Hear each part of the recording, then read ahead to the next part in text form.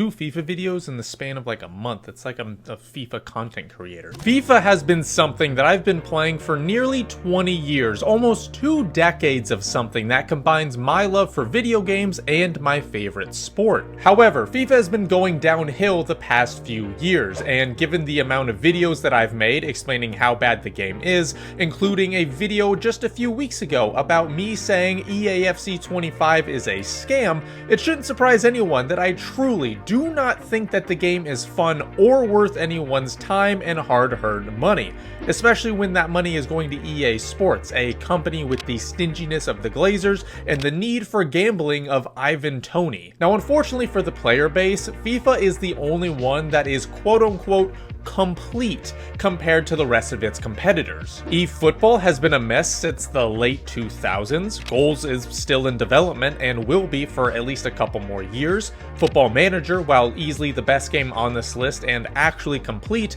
is in a different genre compared to the others, and then there's UFL, and while I'm hopeful it can at least make a small dent in the FIFA earnings, it most likely won't be good enough. EA has had this market cornered for over a decade, and they started to realize soon thereafter. This is why we haven't had a good FIFA game since FIFA 17, which was released 8 years ago, and why we haven't had a playable FIFA since FIFA 18, being released a year after that. Not only has the gameplay been going downhill with numerous glitches, bugs, bad attacking AI, inconsistent gameplay, unrewarding play, and a laundry list of other things that could make this video 3 hours long, but the content has turned into a slot machine casino, having kids put in tens of dollars that can quickly spiral into hundreds, with sometimes a less than 1% chance to get the type of thing you want, and no actual real world value behind those things, even if you were lucky enough to get them. It has quickly gone to a card collecting game, seeing who can get the most expensive cards and then playing one match only to realize the gameplay still feels awful despite using the best players. And the cherry on top is that the company does not care whatsoever. Not only is the gameplay bad, not only is the content bad, but it seems as if they're trying to do everything in their power to annoy and anger every single person who buys their product, routinely making mistakes and ignoring the pleas for help from the community. It's like opening those Russian nesting dolls, but instead of finding more Russian nesting dolls, you just find disappointment and a crippling addiction to gambling. And yet, even with all of this in mind, some people are still considering buying this product, and this is where the dilemma comes in. Now, for those of you who are not content creators and would exclusively be playing Ultimate Team, I actually don't think there's a dilemma. You just should not buy the game. Period. You genuinely have some sort of perversion in your mind, and if this is your kink, I would highly suggest something else because this is too far. However, for the average person who will be playing a mixture of things, including career mode and pro clubs, the dilemma is actually a bit more prominent. On one hand, I just listed out an actual metric ton of negatives associated with this game, and just like a drunk frat bro being dared to cannonball off a roof, you should really be thinking about your choices. On the other hand, there are situations where you could buy the game for a reasonable price, either on sale or perhaps with a gift card, and playing something offline like career mode or playing with friends will always make the game more fun, even in bad gameplay.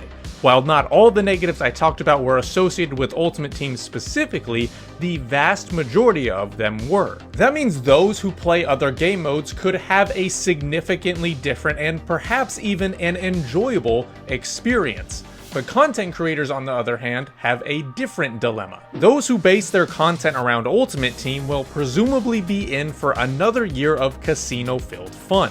They'll have to grind a game that is almost objectively not good, potentially promote gambling to kids by opening thousands of dollars worth of packs, and will, in all probability, have a worse time than an Everton fan. However, they of course have a livelihood to keep up. This is their job after all, and some of them even have families to support, let alone themselves. And let's be honest, yes, this game is not good and deservedly hated by a lot of the community, but I'm sure a lot of us would rather do that than a typical day job. Now, the reason why I'm bringing up these different dilemmas for different people is because I myself am having a similar dilemma and I want you guys to help me decide. Basically, it goes like this. In order to properly review the gameplay of EA FC 25, I obviously have to play the game. I don't exactly trust people on social media about it because the same thing is said every single year, and the close group of people that I would trust for a review are not buying the game because they aren't stupid enough to be tricked 5 years in a row.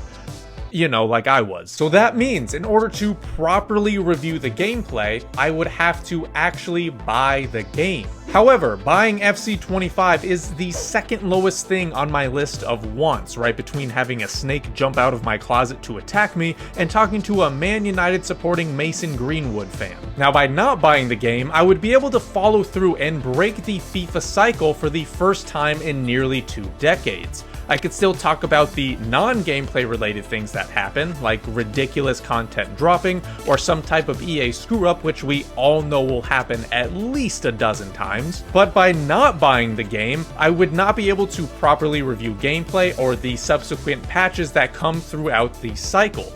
It would also mean that I can't prevent others from buying the game either.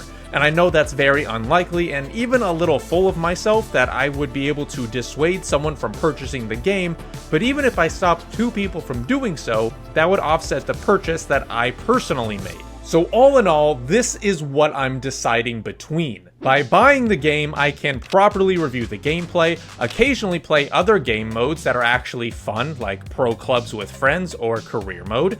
I could consistently talk about gameplay updates throughout the year, and if it is bad, I could potentially offset me buying it by preventing others from doing so as well. However, at the same time, it's obviously going to be expensive. It's going to more than likely be awful. Let's be real, it will be awful. I don't want to give any more money to EA than they deserve, and I also don't want to be seen as a hypocrite, as for the past year or so, I've been completely trashing on this game. Now, by not buying the game, I can still review the non-gameplay related things like EA screw-ups as mentioned before. I'm obviously not going to be giving money to EA, either from buying the game or from FIFA points. I'm also going to be following through by saying I would not buy the game like I said earlier. However, that also means that I cannot properly review the gameplay or the subsequent patches that come after it, and that also means that I could potentially not get others to abstain from buying it either. Now, I will say I'm definitely leaning towards the side of not buying it. I could obviously share play as well, which could allow me to play the game, but obviously that also means it could be buggy. So again, I need some help in you guys telling me what to do in this situation. So let me know what you guys think, but one thing is for sure. Arsenal are winning the league, baby. 114 points guaranteed. Chalk it up right now. Write it down.